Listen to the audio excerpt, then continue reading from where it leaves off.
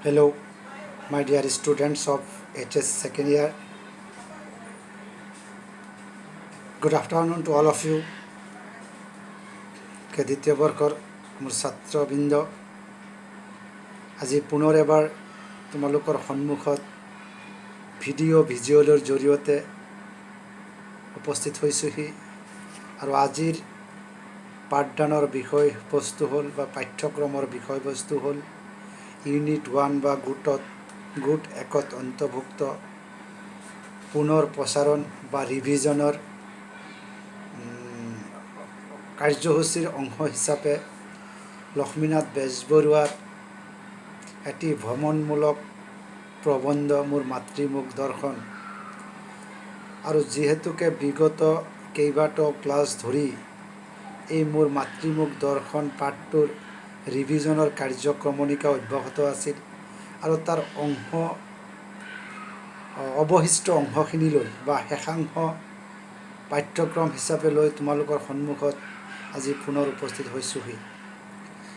আশা কৰোঁ যিহেতুকে দ্বিতীয়বাৰ এই একে বিষয়বস্তুকে পাঠ্যক্ৰম হিচাপে তোমালোকৰ লগত মোৰ মত বিনিময় হৈ আছে, মই আশা কৰোঁ তোমালোকে এই বিষয়টি বা এই প্ৰবন্ধটিৰ ওপৰত নিজৰ দক্ষতাৰ পৰিচয় দিবলৈ সক্ষম হ'বা। যিয়ে নহওক, আমি জানো যে এই ভ্ৰমণমূলক পাঠটিৰ 3টি অধ্যায়, প্ৰথম, দ্বিতীয়, তৃতীয়। প্ৰথমটো তেওঁ উৰিষ্যাৰ সম্বলপুৰৰ পৰা গুৱাহাটীলৈকে যিটো ৰেলযাত্ৰাৰ বিৱৰণ তাৰ অংশ হিচাপে উপস্থাপন কৰা হৈছে।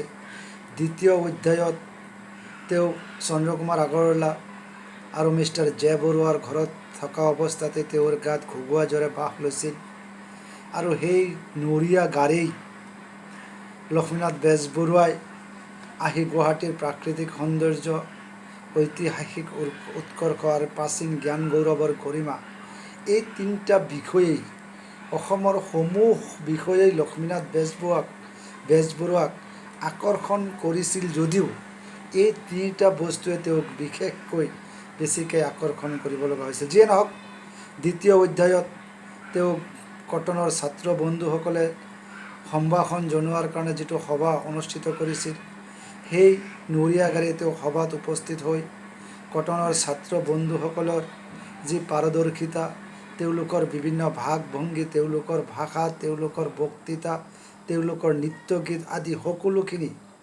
যি মুখৰিত কৰিছিল কটনৰ পৰিৱেশ, সেই অৱস্থা দেখা পাই লক্ষ্মীনাথ বেজবৰুৱাই নিজকে বৰ গৌৰৱান্বিত বুলি অনুভৱ কৰিছিল। আৰু পাঠটিৰ 3য় অধ্যায়ৰ অংশ হিচাপে তেওঁ ডিব্ৰুগড়লৈ গমন কৰিছিল, য'ত তেওঁৰ মাজুজনী যি বিয়া দিছিল আৰু এটি সম্ভ্ৰান্ত ঘৰত বিয়া দিছিল আৰু তেওঁৰ সৰু ভাই ডিব্ৰুগড়ত আছিল। আৰু সেই ডিব্ৰুগড়ত থকা কালতেই সমগ্ৰ ডিব্ৰুগড়ৰ পৰিৱেশ, ডিব্ৰুগড়ৰ সামাজিক জীৱনৰ শৈলী, সামাজিক ৰীতি নীতি, সামাজিক কাৰ্যক্ৰমণিকাই লক্ষ্মীনাথ বেজবৰুৱাক বাৰুকৈ আকৰ্ষিত কৰিছিল যদিও তাতকৈ বিশেষ কিছুমান কাৰ্যসূচীয়ে বিশেষকৈ নাৰীসুলভ, নাৰীৰ যিখিনি কৰণীয়, নাৰীসকলে নিজৰ যি দক্ষতাৰ পৰিচয়, তেওঁলোকৰ যি পাৰফৰ্মেঞ্চ দেখুৱাবলৈ সক্ষম হৈছিল, তাত লক্ষ্মীনাথ বেজবৰুৱাই বাৰুকৈ আনন্দিত হৈছিল। তেওঁ কৈছিল যে ডিব্ৰুগড়ৰ তিৰোতাসকলে আজি তাহানিৰ চেচুকৰ ছাট নাই, তেওঁলোকে ঘৰৰ কোণত সোমাই থকা নাই, তেওঁলোকে ৰক্ষণশীলতাৰ শিকলি ছিঙিবলৈ সক্ষম হৈছে। সেই শিকলি লোৰেই হওক বা সোণৰেই হওক, কোনোবাই ছিঙিছে, কোনোবাই ছিঙিবলৈ সক্ষম হৈছে। তেওঁলোকে তাঁতশাল এৰিছে, নিজৰ অংগ ভূষণ সকলো পৰিত্যাগ কৰি পুৰুষৰ সমানে সমানে শামুকখজীয়া পুৰুষতকৈ তেওঁলোকে আগভাগ ল'বলৈ সক্ষম হৈছে।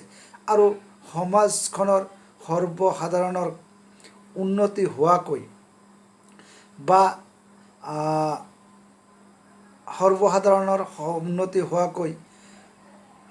বিভিন্ন কাৰ্যসূচীত তেওঁলোকে অংশগ্ৰহণ কৰিছিল।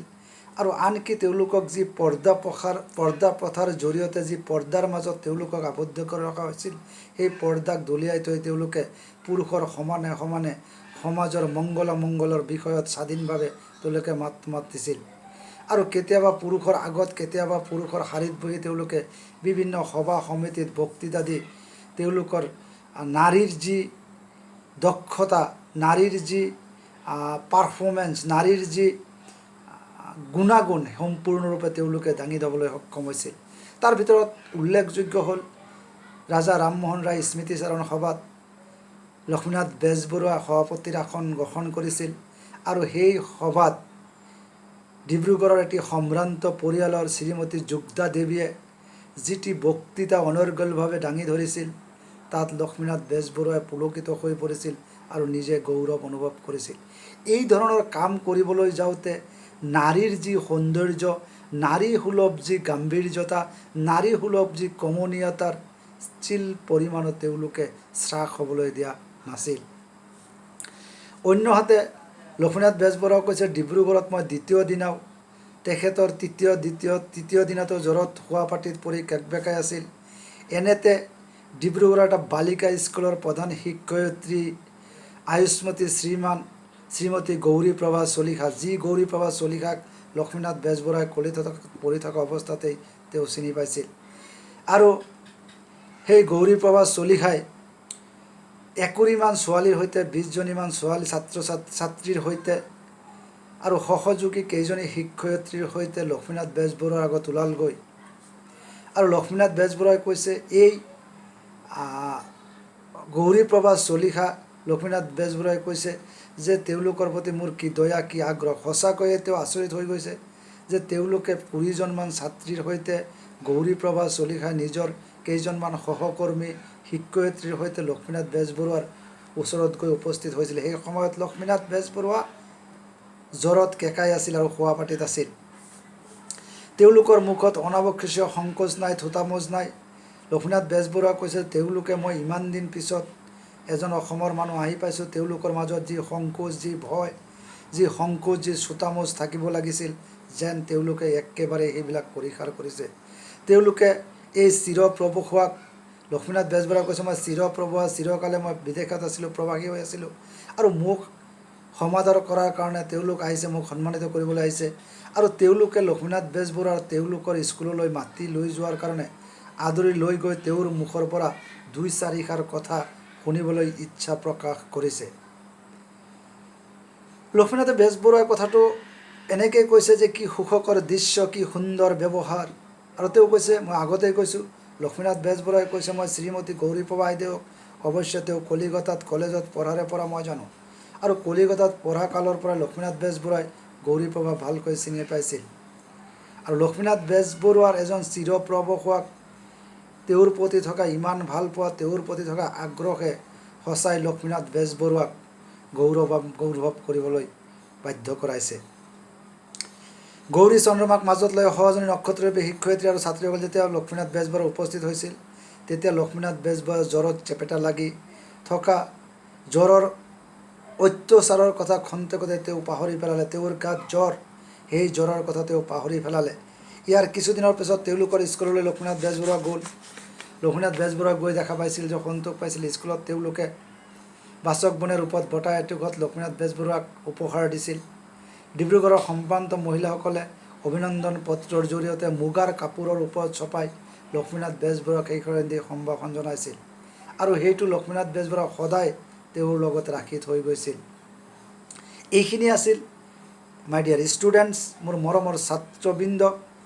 আচলতে লক্ষ্মীনাথ বেজবৰুৱাৰ যিখিনি কথা ইয়াত উপস্থাপন কৰিলে, এইখিনি কেৱল লক্ষ্মীনাথ বেজবৰুৱাই লক্ষ্য কৰা ডিব্ৰুগড়ৰ তিৰোতাসকলৰ, ডিব্ৰুগড়ৰ নাৰীসকলৰ যি দক্ষতা, নাৰীসকলৰ যি গুণাগুণ, নাৰীসকলৰ যি পাৰফৰ্মেঞ্চ, সেই কথাটো ইয়াতে উল্লেখ কৰিছে। তাৰপিছতো ডিব্ৰুগড়ৰ ৰংগশালৰ কথা কৈছে, যি ৰংগশালক কেন্দ্ৰ কৰি বিভিন্ন সভা সমিতি, থিয়েটাৰ, গান বাজনা ইত্যাদি হৈছিল।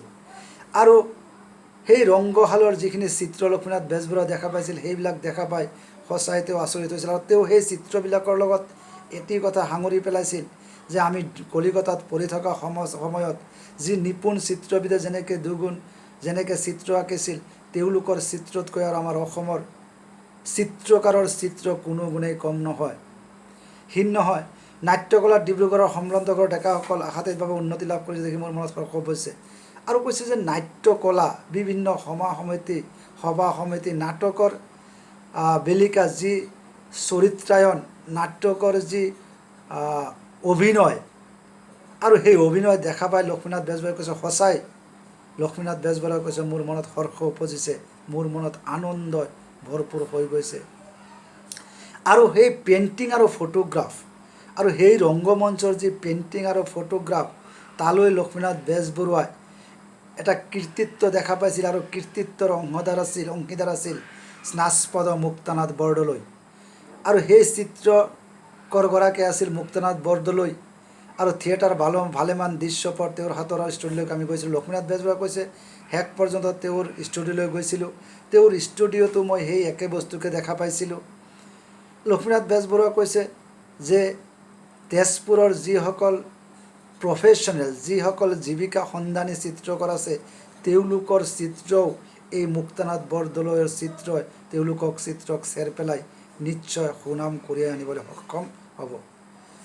তাৰপিছত লক্ষ্মীনাথ বেজবৰুৱা পূজাৰ সময়ত বিভিন্ন নাটৰ অভিনয় কৰিছিল, কেইবাখনো নাটৰ অভিনয় চাইছিল, ডেকাসকলে অভিনয় কৰিছিল। লক্ষ্মীনাথ বেজবৰুৱা সেই ডেকাসকলৰ পূজাৰ সময়ত কেইবাখনো অভিনয় তেওঁ উপভোগ কৰিছিল।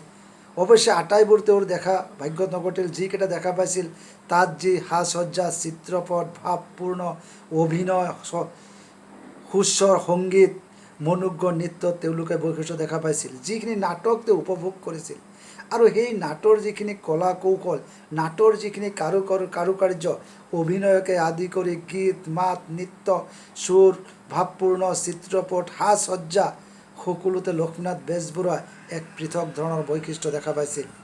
কালত তেওঁলোক যে উন্নতি কৰিব তাত সংশয় নাই। লক্ষ্মীনাথ বেজবৰুৱাই কৈছে আজি ডিব্ৰুগড়ৰ তিৰোতাৰ লগতে ডিব্ৰুগড়ৰ ডেকাসকলৰ যি দক্ষতাৰ পৰিচয় দেখা পোৱা গৈছে, তেওঁলোকৰ যি পাৰফৰ্মেঞ্চ দেখা পোৱা গৈছে, এসময়ত এই ডেকাসকলে যে অসমলৈ সুনাম কঢ়িয়াই আনিব তাত কোনো সন্দেহ থাকিবই নোৱাৰে। বিশেষকৈ চিত্ৰকলাবিদ মুক্তানাথ বৰদলৈৰ কৃতিত্ব কমিক, তেওঁ অকল চিত্ৰতে নহয়, কমিক এক্টিং যি হাস্যবদন যি অভিনয়তো মুক্তানাথ বৰদলৈ আছিল পাৰদৰ্শী। অকল মুক্তানাথ বৰদলৈ নহয়, লক্ষ্মীনাথ বেজবৰুৱাৰ চিকিৎসক বন্ধু ডাক্তৰ প্ৰভাত চন্দ্ৰ দাসো এই অভিনয় কলিকতাৰ থিয়েটাৰৰ বিখ্যাত অভিনয়তকৈ কোনো গুণে কম নহয়। কমিক এক্টিঙৰ ক্ষেত্ৰত মুক্তানাথ বৰদলৈ আৰু ডক্টৰ প্ৰভাত চন্দ্ৰ দাস কোনো গুণেই কলিকতাৰ নামী দামী অভিনেতাতকৈ কোনো গুণেই কম নহয়। মাত্ৰ এটা কথা ডেকা বন্ধুসকলক জনাই থওঁ যেন তেওঁলোকৰ যত্নত মৌলিক কঠিন নাটক সৰহ হয়। অৱশ্যে নাটক যে আটক সেইটো জানো। আৰু লক্ষ্মীনাথ বেজবৰুৱাই কৈছিল যে মাত্ৰ মই ডিব্ৰুগড় ডেকা বন্ধুসকলক মই এটা কথা মাত্ৰ কেৱল অনুৰোধ কৰিব বিচাৰোঁ যে তেওঁলোকে যেন অসমীয়া নাটৰ অনুবাদ কৰিবলৈ যাওঁতে, অসমীয়া নাটৰ অনুবাদ কৰি অভিনয় কৰিবলৈ যাওঁতে অসমীয়া নাটৰ যি মৌলিকত্ব, সেই মৌলিকত্বক যেন তেওঁলোকে হেৰুৱাই নেপেলায় আৰু তেওঁলোকে এই ক্ষেত্ৰত যাতে অৱৰোধ যাতে নহয় আৰু সেই কথাটো যাতে তেওঁলোকে উপলব্ধি কৰে, সেই কথাটো লক্ষ্মীনাথ বেজবৰুৱা আওপকে তেওঁলোকক অনুৰোধ জনাইছিল। যি হওক, লক্ষ্মীনাথ বেজবৰুৱাই কৈছে সেই আটক গুচিব আশা কৰিলোঁ। আৰু যিখিনি অনুবাদ কৰিবলৈ যাওঁতে বিভিন্ন ভাষা, বিভিন্ন অন্য দেশৰ অন্য ভাষা, বঙালী ভাষাই হওক, ইংৰাজী ভাষাই হওক বা মধ্য ভাৰতীয়, দক্ষিণ ভাৰতীয় যি ভাষাই নহওক কিয়, সেই মাতৰ যে কিছু অনুবাদৰ ক্ষেত্ৰত যে কিছু খুঁত আছিল, এই কথাটো লক্ষ্মীনাথ বেজবৰুৱাই উপলব্ধি কৰিব পাৰিছে আৰু কৈছিল যে মই আশা কৰোঁ এই খুঁত বা এই ভুল বা এই ধৰণৰ নাটক নিশ্চয় এটা সময়ত নোহোৱা হ'ব। বিদেশী নাটক অসমলৈ ভাঙি অসমীয়া ৰংগলত অভিনয় কৰাটোত অনেক দায় ধৰে, বহুতেই দুখ ধৰে। ময়ো তেনে কাৰ্যত বৰ সন্দেহ পাওঁ। লক্ষ্মীনাথ বেজবৰুৱাই কৈছে ময়ো পাওঁ বিদেশী নাটক মানে বিদেশী নাটক অসমীয়াত অনুবাদ কৰি শুদ্ধ অসমীয়াতহে অভিনয় হ'ব লাগে, কিন্তু বহুতে সেই অভিনয় চাওঁতে তাৰ বহুতো দায় দুখ ধৰে আৰু লক্ষ্মীনাথ বেজবৰুৱাই সেই কথাত তেওঁ নিজেও সমৰ্থন জনাইছে। কিন্তু বিদেশী ভাষাৰ নাটক একেবাৰে আমাৰ ৰংগভালত বাহিৰ কৰাটো তোমাৰ বিৰোধী। কিন্তু এইটোও কৈছে যে বিদেশী ভাষা, বঙালী ভাষাই হওক, ইংৰাজী ভাষাই বা আন ভাষাৰ নাটকেই হওক, এই নাটক যে আমাৰ অসমীয়া সাহিত্য বা অসমীয়া ৰংগশাল বা অসমীয়া মঞ্চৰ পৰা অভিনয়ৰ পৰা একেবাৰে বাহিৰ কৰি দিয়াটো, সেই কথাও মই কেতিয়াও সমৰ্থন নকৰোঁ। কিন্তু কথাটো হ'ল অনুবাদ হওক, অভিনয় হওক, একেবাৰে অভিনয় বা অনুবাদ হ'ব লাগিব শুদ্ধ 100% শুদ্ধ অসমীয়াত হ'ব লাগিব। সেইটোৱে লক্ষ্মীনাথ বেজবৰুৱাই সমৰ্থন কৰিছিল।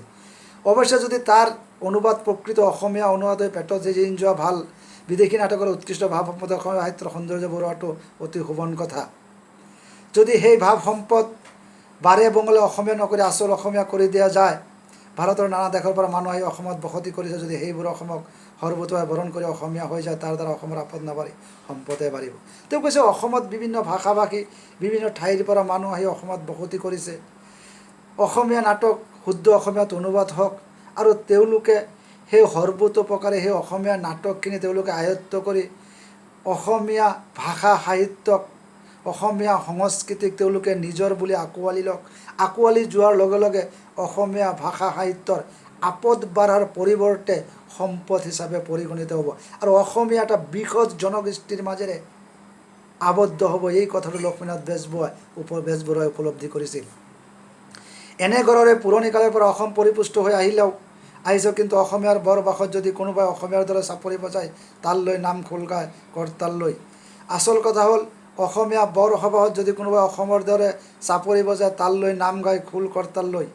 আচলতে আমি চাপৰি বজাই খোল তাল ইত্যাদি লৈ আমি নাম গাব লাগে, কিন্তু আমি তাকে নকৰি যদি কওঁ দয়াল দয়াল দয়াল বলে ডাকৰে ৰচনা, যাৰে ডাকলে হৃদয় শীতল হবে যাবে যম যন্ত্ৰণা। আৰু সেই ধৰণে বঙালী শ্লোক বা বঙালী গীত বঙালী ভাষা সাহিত্যৰ গীত যদি আমি চাপৰি বা খোল তাল বজাই কওঁ, কিন্তু নিশ্চয় তাত শোভাবৰ্ধন নকৰে। আমি খোল তাল চাপৰি বজাই আমি নাম প্ৰসংগ গাব লাগিব। গতিকে লক্ষ্মীনাথ বেজবৰুৱাই কৈছে বঙালী ভাষাৰ গীত গাবলৈ হ'লে বঙালী ভাষাৰ বিভিন্ন বাদ্যযন্ত্ৰ লৈ আমি গাব লাগিব, আৰু অসমীয়াৰ নাম প্ৰসংগ গাবলৈ হ'লে আমি খোল তাল কৰতাল চাপৰি আদিৰ যোগেদি নাম কীৰ্তন গাব লাগিব। গতিকে মাই ডিয়াৰ ষ্টুডেণ্টছ, মোৰ মৰমৰ ছাত্ৰ ছাত্ৰীবৃন্দ, লক্ষ্মীনাথ বেজবৰুৱাই কেতিয়াবা তাৰ ওপৰত প্ৰশ্ন হয় যে লক্ষ্মীনাথ বেজবৰুৱা অসমীয়া নাটকৰ অনুবাদ কেনেকুৱা হোৱা বিচাৰিছে। লক্ষ্মীনাথ বেজবৰুৱাই অসমীয়া নাটক সমৰ্থন কৰে, কিন্তু সেই অসমীয়া নাটক অনুবাদ হ'ব লাগে শুদ্ধ অসমীয়া 100% হাড়ে হিমজীয় অসমীয়া। কিন্তু বাৰে বৰণীয়া বিভিন্ন ভাষাৰ জৰিয়তে সেই নাটক অসমীয়ালৈ অনুবাদ কৰাটো তেওঁ কেতিয়াও বিচৰা নাই, কেতিয়াও সমৰ্থন কৰা নাই। এনে বঙলীয়া সংকীৰ্তন বুলি দিয়ে তেন্তে অসমীয়াৰ বৰসবাহত শাখৰ মাজত কাউৰী খেলি মেলি লগাব শোভা নকৰে। লক্ষ্মীনাথ বেজবৰুৱাই কৈছে যে বঙালী ভাষাৰ গান বঙালী বাদ্যযন্ত্ৰৰে কৰিব লাগিব, ঢোল খোল দি ল'ব লাগিব, আৰু আমি নাম প্ৰসংগ গালে খোল তাল কৰতাল লৈ গাব লাগিব। তাকে নকৰি যদি আমি এনে বঙলীয়া সংকীৰ্তন মেলি দিওঁ, তেন্তে অসমীয়া বৰসবাহত শাখৰ মাজত কাউৰী হৈ খেলি মেলি লগোৱা শোভা নকৰে।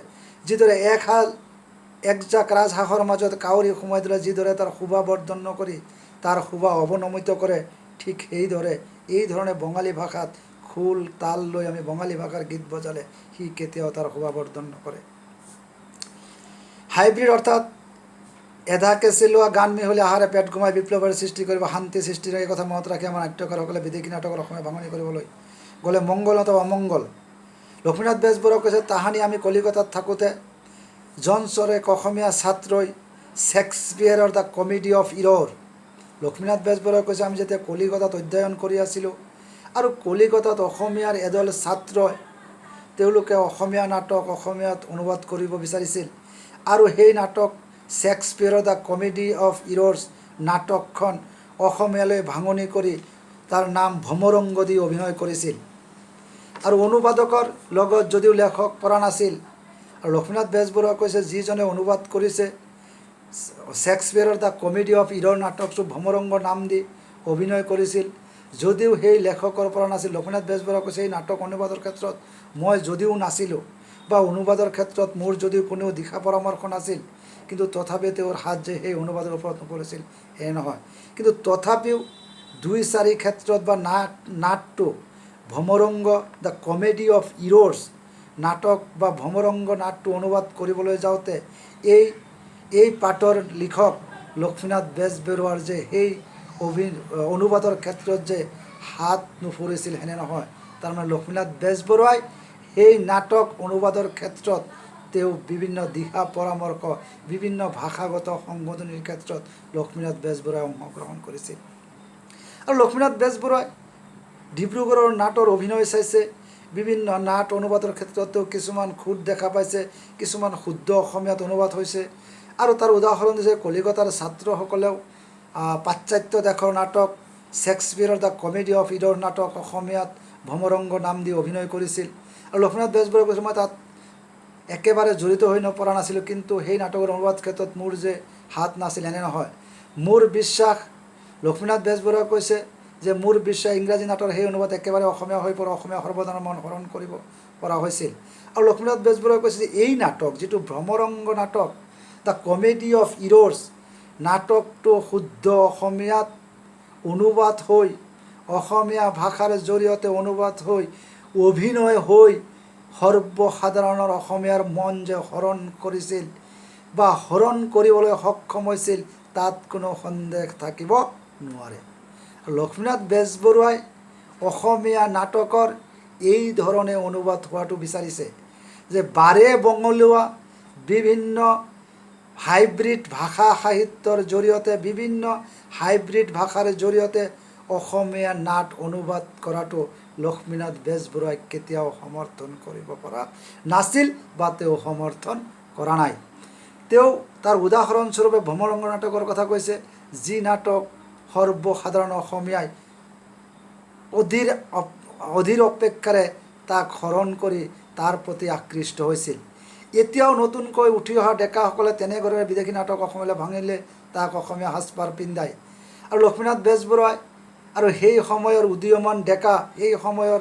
উদীয়মান উঠি অহা ডেকাসকলক কৈছিল যে ডেকাসকলে তেনেদৰে বিদেশী নাট অসমীয়ালৈ ভাঙি গতিকে তেওঁলোকে নাটক কৰক, অনুবাদ কৰক, অসমীয়াত অভিনয় কৰক, তাত মোৰ কোনো আপত্তি নাই। কিন্তু বিদেশী নাটক তেওঁলোকে অনুবাদ কৰিবলৈ যাওঁতে ভ্ৰমৰংগ বা শেক্সপিয়াৰৰ কমেডি অফ ইৰ'ৰ্ছ নাটক যি ধৰণে অসমীয়ালৈ অনুবাদ হৈছিল সেই গঢ়েৰে বিদেশী ভাষা অসমীয়া নাটক অসমীয়া ভাষাত অনুবাদ কৰি অসমীয়া ভাষা সাহিত্যৰ সাজপাৰ পিন্ধাই অসমীয়া ৰংগশালত তুলি দিলে আমাৰ আসোঁৱাহ ধৰিবলৈ একো নাথাকিব। আৰু লক্ষ্মীনাথ বেজবৰুৱাই কৈছে এই ধৰণে অসমীয়া নাটক অনুবাদ কৰি অসমীয়া সাজপাৰ, অসমীয়া সংস্কৃতিৰ বিভিন্ন সাজপাৰ, বিভিন্ন অলংকাৰ, বিভিন্ন আভৰণ পিন্ধাই পেলাই অসমত সজ্জিত ৰংগশালত তুলি দিলে সেই নাটকত আৰু কোনোৱে আসোঁৱাহ ধৰিব নোৱাৰে বা সেই নাটকৰ কোনোৱে তাৰ খুঁত উলিয়াব নোৱাৰে। আৰু লক্ষ্মীনাথ বেজবৰুৱাই এই ধৰণে অসমীয়া নাট হোৱাটো তেওঁ বিচাৰিছিল। গতিকে মৰমৰ ছাত্ৰ ছাত্ৰীবৃন্দ, আজিৰ পাঠটিৰ মোৰ মাতৃমুখ দৰ্শন পাঠটিৰ ৰিভিজন বা পুনৰ আলোচনাৰ ইয়াতে সামৰণি পৰিছে। আৰু এই পাঠটিৰ কোনো বিষয় নাই, যিহেতু ইয়াতে প্ৰশ্নৰ এটা অৱতাৰণা হ'ব পাৰে যে লক্ষ্মীনাথ বেজবৰুৱাই অসমীয়া নাটক কেনেধৰণে অনুবাদ হোৱাটো বিচাৰিছিল। ইয়াত প্ৰশ্ন উল্লেখ কৰা হৈছে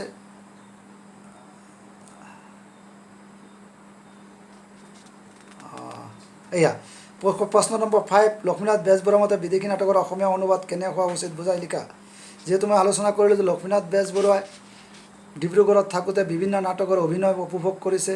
তাৰ মাজত কিছুমান নাটক শুদ্ধ অসমীয়াত অনুবাদ হৈছে, 2-4টা বাৰে বঙলা ভাষাৰ জৰিয়তে হৈছে। আৰু তাৰ প্ৰতি লক্ষ্মীনাথ বেজবৰুৱাই কৈছে বহুতে দায় দোষ ধৰিছে, তাতো মই সমৰ্থন কৰোঁ। আৰু তেওঁ কৈছে যদি এই ধৰণে অসমীয়া নাটক অনুবাদ হয় তাত দায় ধৰিবলগীয়া কথা আছে। আৰু তেওঁ কৈছে অসমীয়া নাটক অনুবাদ হওক, বাৰে বঙলীয়া নকৰি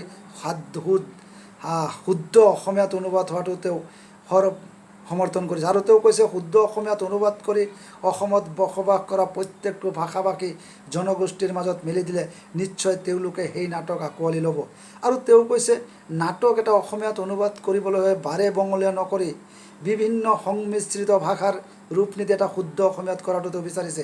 আৰু তেওঁ উদাহৰণ দিছে যে অসমীয়াত নাম প্ৰসংগ গালে খোল তাল লৈ গাব লাগে, তাত আমি হাত চাপৰি বজাই বঙালী ভাষাৰ গীত গালে সেইটো এজাক ৰাজহাঁহৰ মাজত এটা কাউৰী সোমাই দিলে যেনেকৈ তাৰ শোভাবৰ্ধন নকৰে, সেই ধৰণৰ ভাষা নাটকে শোভাবৰ্ধন নকৰে। তাৰ উদাহৰণ হিচাপে লক্ষ্মীনাথ বেজবৰুৱা কলিকতাত এদল ছাত্ৰই শেক্সপিয়াৰৰ দ্য কমেডি অফ ইৰ'ৰ নাটক অসমীয়া ভ্ৰমৰংগ নাম দি অনুবাদ কৰিছিল আৰু সেই কথাটো তেওঁ সমৰ্থন কৰিছিল। আৰু সেই অনুবাদৰ ক্ষেত্ৰত তেওঁৰো হাত পৰিছিল। আৰু তেওঁ কৈছে আৰু সেই নাটক সৰ্বসাধাৰণ অসমীয়াৰ মন প্ৰাণ হৰণ কৰিবলৈ সক্ষম হৈছিল। আৰু তেওঁ এই ধৰণে অসমীয়া নাট অনুবাদ হোৱাটো বিচাৰিছে। তেওঁ বাৰে বঙলীয়া 14 ভাষাৰ জৰিয়তে নাটক অনুবাদ হোৱাটো তেওঁ কেতিয়াও সমৰ্থন কৰা নাছিল। গতিকে সেই হ'ল প্ৰশ্নটোৰ উত্তৰ। গতিকে মাই ডিয়াৰ ষ্টুডেণ্টছ, মোৰ মাতৃমুখ দৰ্শন এটি ভ্ৰমণমূলক পাঠ আৰু 3টি অধ্যায়ত পাঠটো সমাপ্ত কৰা হৈছে। আৰু এই পাঠটো ডক্টৰ নগেন শইকীয়া সম্পাদিত বেজবৰুৱা ৰচনাৱলী প্ৰথম খণ্ডৰ পৰা লোৱা হৈছে।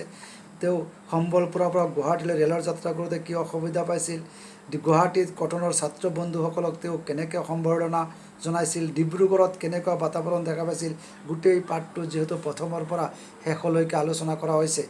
মই আশা কৰোঁ আৰু তোমালোকক মই এটা বাৰে বাৰে অনুৰোধ কৰিছোঁ, যিহেতু এইবাৰ ৰিডিউচ হৈছে যে মোৰ হস্তি বিদ্যাৰ্ণৱ পুথি আৰু অসমীয়া চলচ্চিত্ৰৰ গতিধাৰা, গতিকে তাৰ পৰা বেছিভাগ প্ৰশ্নৰ অৱতাৰণা হয়। গতিকে সেই পাঠ যিহেতু ৰিডিউচ হৈছে, গতিকে এইবাৰ মোৰ মাতৃমুখ দৰ্শন পাঠটোৰ পৰা খুব বেছিতকৈ বেছি প্ৰশ্ন 2021 চূড়ান্ত বৰ্ষত আহাৰ পৰীক্ষাৰ প্ৰশ্ন কাকতত উল্লেখ হোৱাৰ পূৰা মাত্ৰই সম্ভাৱনা আছে। গতিকে পাঠটো ধুনীয়াকৈ তোমালোকে পঢ়ি পেলাই আয়ত্ত কৰিবা বুলি মই আশা ৰাখি আজিৰ মোৰ মাতৃমুখ দৰ্শন পাঠটিৰ ৰিভিজনৰ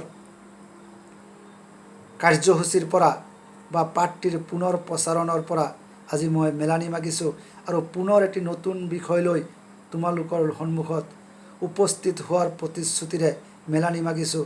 ধন্যবাদ। আসসালামু আলাইকুম, নমস্কাৰ।